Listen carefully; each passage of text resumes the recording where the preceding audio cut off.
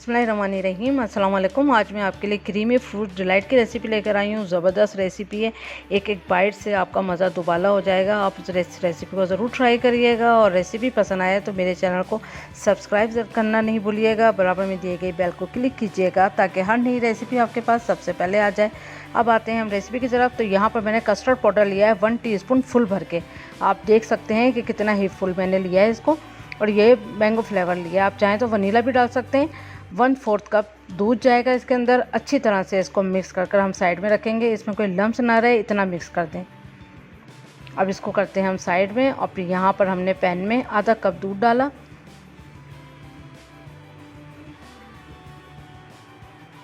अब इसको एक बॉयल आने तक हमने अच्छे से बॉयल करा है और फिर इस बॉयल दूध में हमने डालेंगे मिक्स करा हुआ कस्टर्ड।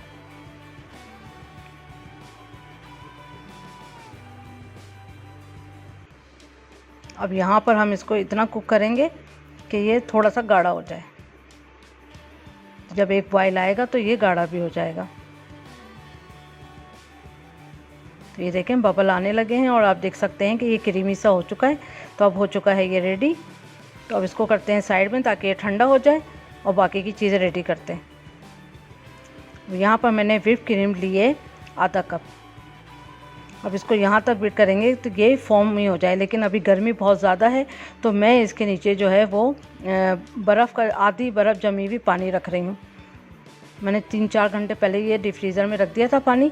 तो उसके बाद ये थोड़ी बर्फ़ और थोड़ा पानी है तो इसमें ही हम इसको इसके ऊपर रख के बीट करेंगे तो ये बहुत अच्छा फॉर्म हो जाएगा। क्योंकि आजकल गर्मी पड़ रही है तो इतना अच्छी इसका फॉर्म शक्ल नहीं आती। तो आप ये देखें ये 2-3 मिनट के अंदर ही ये इसका रिज़ल्ट बेहतरीन आ जाता है। तो गर्मियों में आप यही वाली टिप्स इख्तियार करें। बस अब इसके अंदर 3 मिनट गुजर चुके हैं तो अब इसके अंदर हम डालेंगे स्वीट कंडेंस मिल्क 1/4 कप। और ये होममेड अगर आपको चाहिए तो इसका लिंक मैं आपको ऊपर आई कार्ड पे दे दूँगी और वरना डिस्क्रिप्शन बॉक्स में भी दे दूँगी। और ये 1/4 कप इसमें जाएगा। अब इसको भी हम अच्छी तरह से मिक्स कर लेते हैं। 1 मिनट यहाँ पर हमने इसको मिक्स किया। फिर 1 मिनट के बाद हमने जो कस्टर्ड का मिक्सचर हमने रेडी करा है वो डाल देंगे। और ये ठंडा होना चाहिए, ये आप याद रखिए। वैसे भी आप सारा प्रोसेस करेंगे तो ये ठंडा ही हो जाता है। अब इसको डालने के बाद भी हमने तकरीबन 1 मिनट तक मशीन चलाई। तो ये देखें बेहतरीन सा मिक्सचर जो है रेडी हो चुका है। ये देखें अब इसको हम रखेंगे फ्रिज में और काटते हैं फ्रूट, उसके बाद आते हैं। तो ये देखें मैं ये दिखा दूँ आपको, ये पूरी बर्फ़ थी।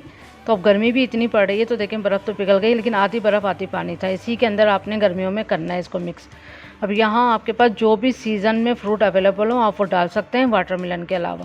वाटरमेलन नहीं जाएगा इसके अंदर। ऑरेंज मैंने 1 लिया था, उसको बारीक क्यूब में काटा, वो डाला बीज निकाल के। गरमा मैंने 1 कप लिया और बारीक काट के 1 कप।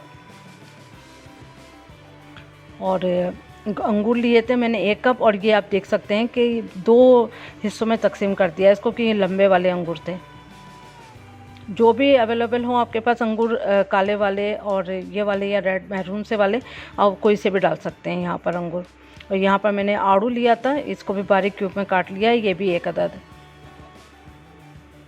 पाइनएप्पल 1 कप छोटे क्यूब में कटा हुआ, सॉरी आधा कप। आप 1 कप भी डाल सकते हैं पाइनएप्पल और आधा कप भी डाल सकते हैं। केले मैंने 2 लिए थे, मीडियम साइज़ के केले थे, इसको भी मैंने छोटे क्यूब्स में काट लिए। अब अच्छी तरह करेंगे इसको मिक्स। और आप देख सकते हैं कि इसी तरह होना चाहिए, ये बहुत गाढ़े पे नहीं जानी चाहिए तो मज़ा बिल्कुल नहीं आने वाला। ये इतना लिक्विडी फॉर्म में होगा तो ही आपको टेस्ट अच्छा आएगा। तो बहुत अच्छे से बीट करिएगा आपने व्हिपिंग क्रीम को, तभी आप इसमें फ्रूट मिलाएंगे। और कंडेंस मिल्क भी आप ज़रूर डालें इसमें। बहुत बेहतरीन सी झटपट बन जाने वाली रेसिपी है, एक बार ट्राई करें, मज़ा दुबाला हो जाएगा। ज़रूर ट्राई करें इस रेसिपी को। उम्मीद करती हूँ आज की रेसिपी आपको पसंद आई होगी।